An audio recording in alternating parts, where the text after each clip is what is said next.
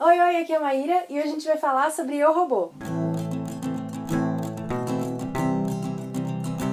O Eu, Robô foi escrito pelo Isaac Asimov e publicado em 1950. Tem uma adaptação do livro para o cinema, de 2004, com o Will Smith, mas eu não acho que é bem uma adaptação direta, assim. Ele pega vários elementos que tem no livro e conta uma outra história. Então, assim, apesar de eu achar divertido, eu não diria que é realmente uma adaptação do livro. O Asimov, então, além de ter uma das barbas mais incríveis que eu já vi na minha vida, ele escreveu extensivamente sobre robótica e ficção científica.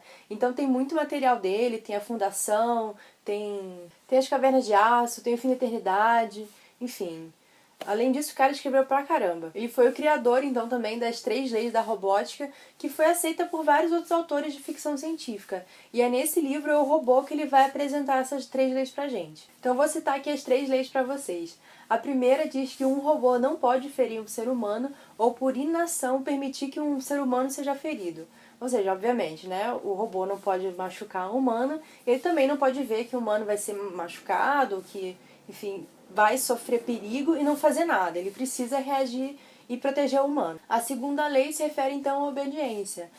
O robô ele precisa obedecer às ordens do ser humano, exceto se elas entrarem de encontro com a primeira lei. E a terceira lei fala que um robô deve proteger a sua própria existência desde que ela não entre em conflito com a primeira e com a segunda lei. Então, nesse universo, todos os robôs já vêm com essa programação, é meio que a programação básica de qualquer robô, são as leis da robótica e, enfim, a humanidade meio que se sente protegida, né? Sendo que nenhum robô pode desafiar essas leis.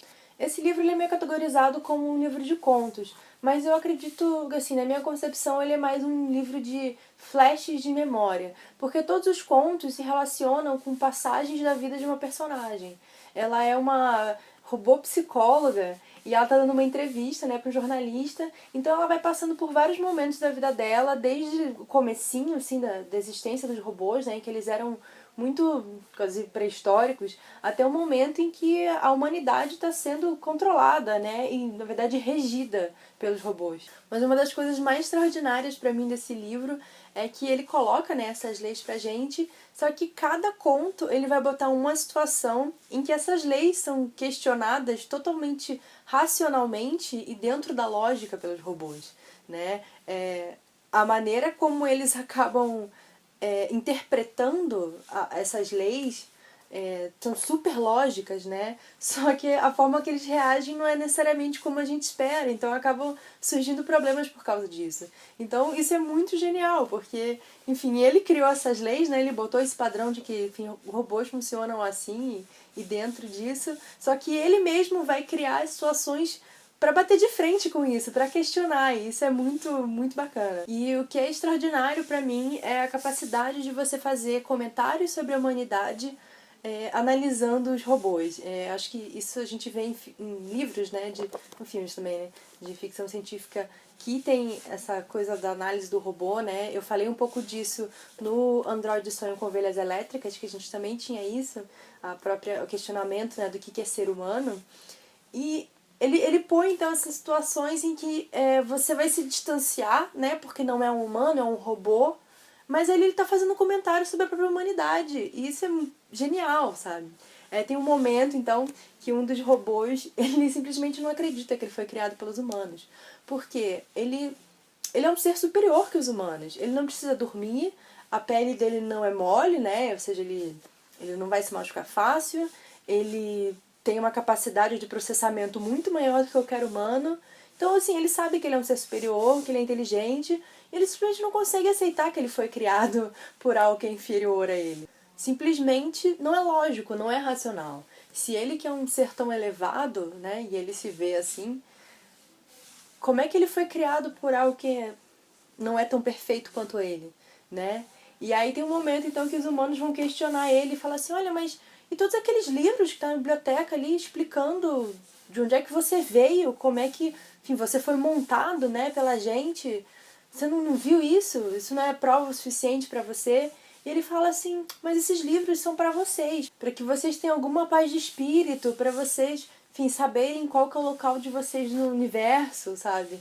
Então, sabe, ele acabou de fazer um puta comentário sobre, enfim, a humanidade, religião, racionalidade, né? Como que a gente vê aqui o nosso lugar no planeta, né? Sendo colocado aqui para viver por alguém ou não, e existe alguma razão para tudo isso. Então, ele vai fazer então esses questionamentos sobre a vida, sobre a humanidade, sobre Deus, sobre religião, sobre até fundamentalismo que ele fala, sobre evolução. Ele fala muita coisa, muito legal. Só que ele tem esse distanciamento porque aparentemente ele tá falando de robôs, sabe? E isso pra mim é genial, sabe? São metáforas como as fábulas funcionam, né? Que geralmente são com animais e fantasia, aqui é com robô e ficção científica. Então pra mim, que adoro esse tipo de viagem, né, maluca, foi muito legal, adorei ler esse livro, eu quero muito ler outras coisas do Asimov agora. E, assim, ele não é uma leitura que você vai ficar... Ai, meu Deus, eu quero ler lá, o que vai acontecer? Porque ele é como se fosse uma pessoa contando história, assim, né? Então, ele não tem realmente um ritmo rápido de ação. Mas, assim, isso pra mim não prejudicou nem um pouco a história, assim. Não prejudicou a leitura. E, assim, se você acha que tá muito cansativo, vai lendo aos pouquinhos, sabe? Porque são realmente contos, né? Então, você vai lendo um, vai lendo o outro, vai lendo com calma. Mas, assim, leia porque vale muito a pena. Sem contar que o livro, assim, é super curtinho. Tem aqui no máximo 300 páginas, ele tem uma introdução aqui na frente, que eu acho que come um pedacinho. Então, assim, eu inclusive quero comprar outra edição porque, né, olha aqui, o estado da minha edição. Esse aqui foi uma que meu namorado comprou pra ele e veio assim, aí ele pediu uma outra e acabei ficando com essa. Então eu vou ver se eu arranjo depois uma edição nova pra mim. Eu sei que é uma edição muito linda, saiu pela editora Aleph, é muito bacana mesmo a edição, assim, achei linda. E essa aqui realmente é edição de bolso, né? Aquela coisa. Não só pelo furo aqui na frente, mas uma parte aqui tá meio desbotada, sabe? Aquela coisa que a gente não tem muito cuidado pra fazer mesmo, né? E como vocês sabem, eu tenho muito amor, assim, eu gosto de ter os meus livros não só com conteúdo bacana, mas que seja uma edição que vai durar, que se eu quiser eu posso ler e consultar quantas vezes eu quiser. Então, infelizmente, isso aqui é meio bagaceirinha, né? Então eu vou ver depois se eu adquiro então a minha edição bonitona aí nova que saiu da Aleph. Bom, é isso, eu espero que vocês tenham gostado. Se alguém já leu esse livro e quiser conversar sobre ele... Que foi, filho? Oi, eu quero conversar. Você quer conversar também sobre ele? Eu quero conversar. Se você quiser conversar também sobre esse livro, pode falar aí nos comentários. E uma boa leitura pra todo mundo. Tchau!